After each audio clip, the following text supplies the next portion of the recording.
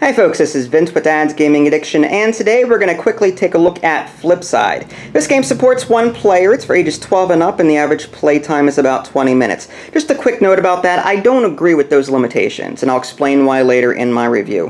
Flipside is a game that you can find on the Game Crafter for about 15 or 16 bucks. I'll have a link in the below description, so if you like what you see here, you can go ahead and buy it. Now, Flipside is all about testing your vocabulary and strategizing a little bit on using particular letters in order to form words and score points. If you take a look at a particular letter card here, you can see how many points it's worth on the left-hand side. You also notice that some of these letters are white and some of these letters are black. Whenever you're drawing from the deck, and I'll get to how the game is set up in a little bit, but as you're drawing from the deck, you're going to place any white letter so that the red arrow is facing you, and then you're going to go ahead and any black letters that you draw, decide how you want the orientation to be. You can either make this a D or you can make this a P, but the score on each is different. If you decide to use this as a P, whenever you form it into a word, it's 5 points. Whenever you use a D, it is worth 4 points. So the harder letters obviously will score you more points. So I think I'll just keep this as a D for right now. Alright, as far as setting up the game, you're going to want to take all of the red and the blue cards off to the side and then shuffle the letter cards by themselves into their own separate deck. Once you do that, you're going to go ahead and deal 6 on the very bottom, 5 in the middle, and 4 on the top, sort of like a pyramid. These cards up here are one-use cards that will give you special abilities. They are two-sided. You've got flip, huck, swipe, and double. On the reverse side, you've got wild, wild, wild, and triple. I'll explain what those are in a little bit. But as far as how the game is played, basically, once you have it set up, you're ready to go. You're going to go ahead and choose a letter from the bottom row. You have to do that, unless you use a special ability. I'll get to that later. But you're going to go ahead and choose a letter. Well, first, try and come up with a word first. And whenever you choose a letter, the letters above it will sort of cascade down. You'll have to choose which letter is going to cascade down.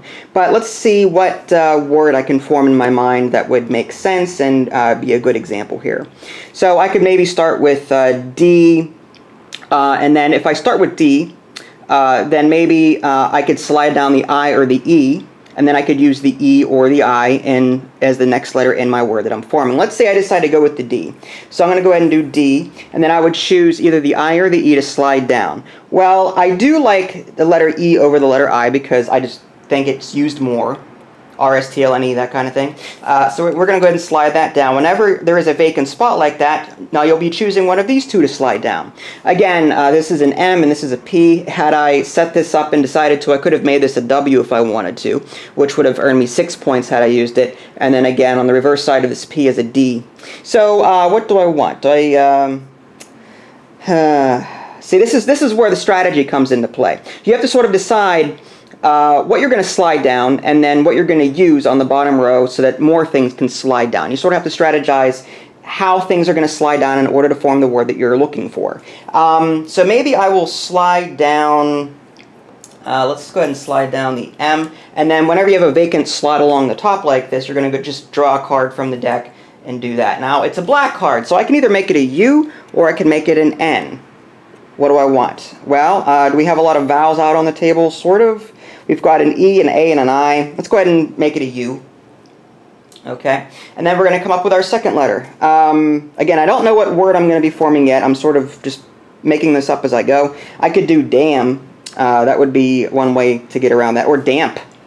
I could slide all of that down. Damps. I don't think damps is a word.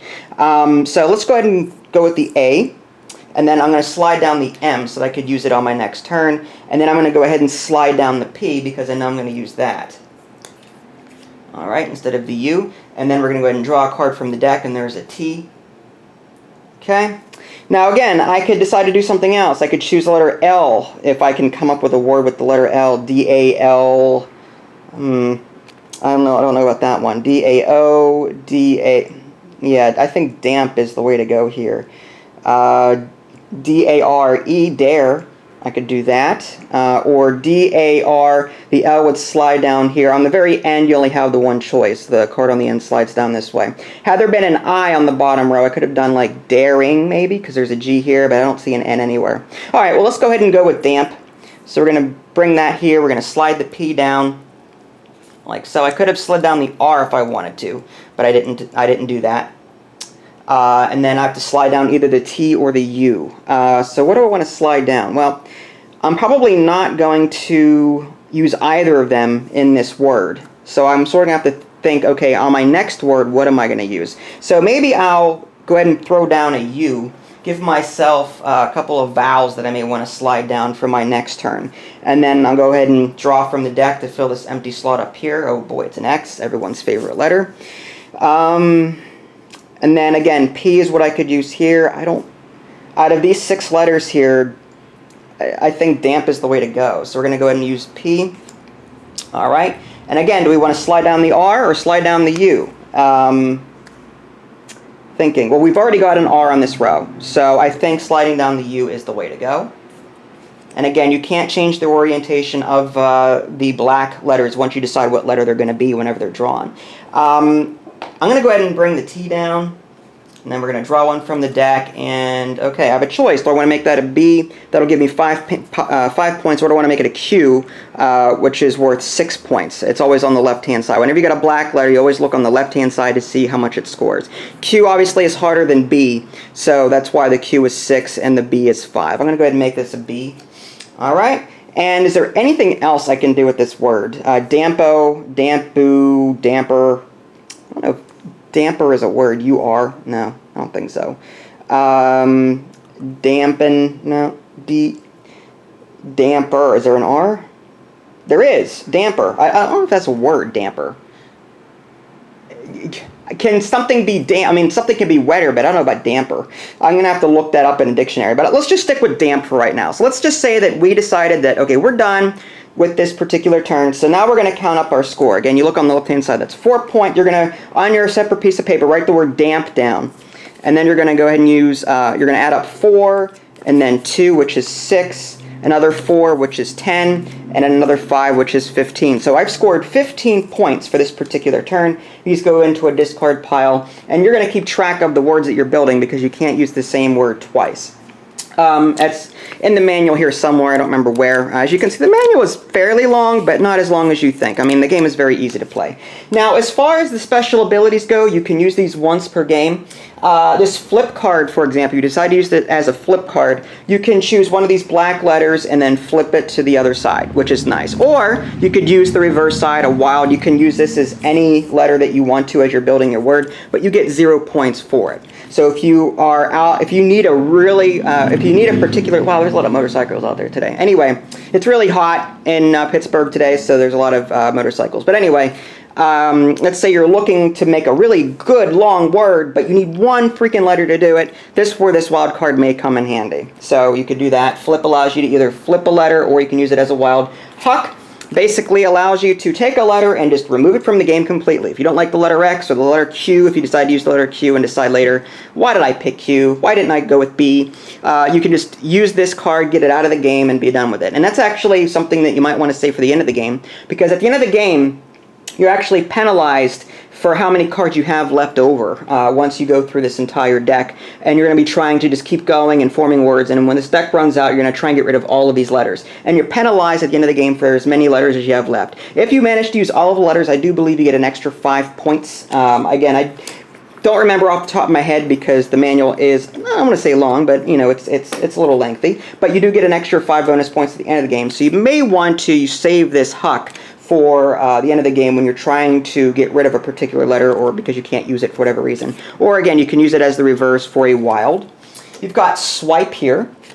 And swipe basically allows you to take any letter from any row and use it to form your word. So instead of having to be restricted to these 6 letters on the very bottom, you can take the E and start your word down here like that if you want. Or you can use it as a wild card.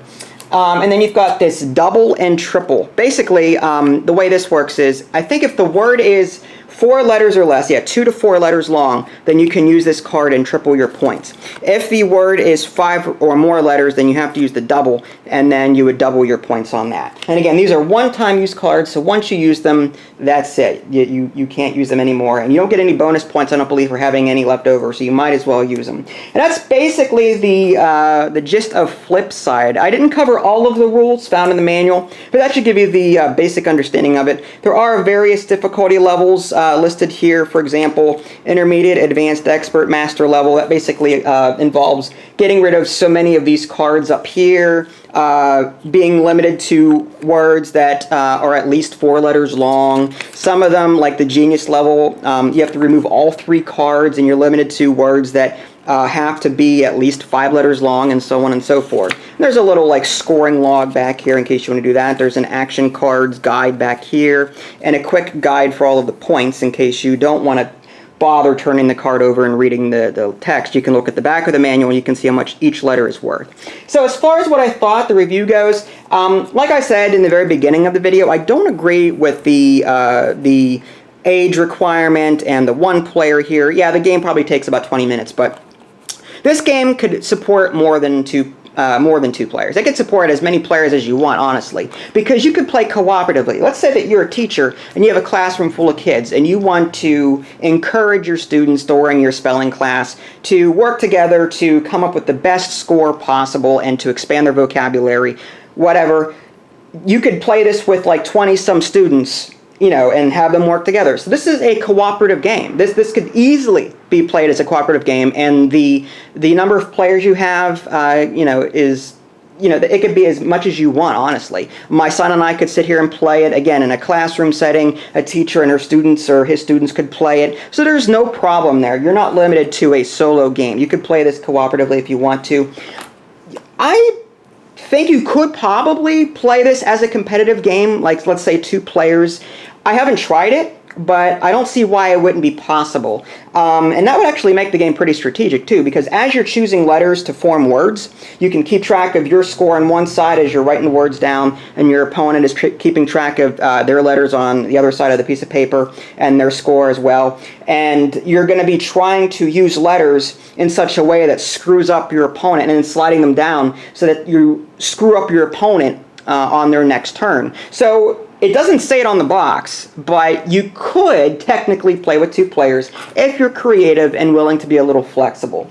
But as far as like what I thought of the game, it's so good. I mean, it's one of the best quote-unquote solo games that relate to vocabulary that I've played in a very long time. And that's a really good thing. But I use the term solo in quotes because, again, you can play cooperatively or competitively, I think, if you're willing to be a little flexible with the game and its rules. So there you go. That is Flipside. If you guys actually want to see some gameplay, let me know. If you haven't already, subscribe to my YouTube channel and check out my official website, www.dadsgamingaddiction.com. This is Vince. Thanks for watching, and I'll catch you next time.